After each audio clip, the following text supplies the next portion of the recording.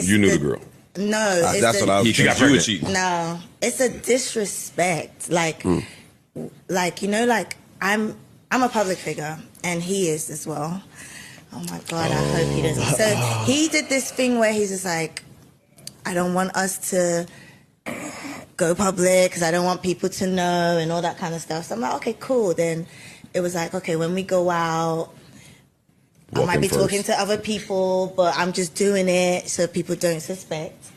And it was like, okay, but how far are you going with this? That one off. He had a good. No, yeah, and we might be in the same event, and he's working the room. Yeah, like probably like talking, rubbing, like and I'm there, and he's still looking at me like I'm just doing it, and I can't say nothing.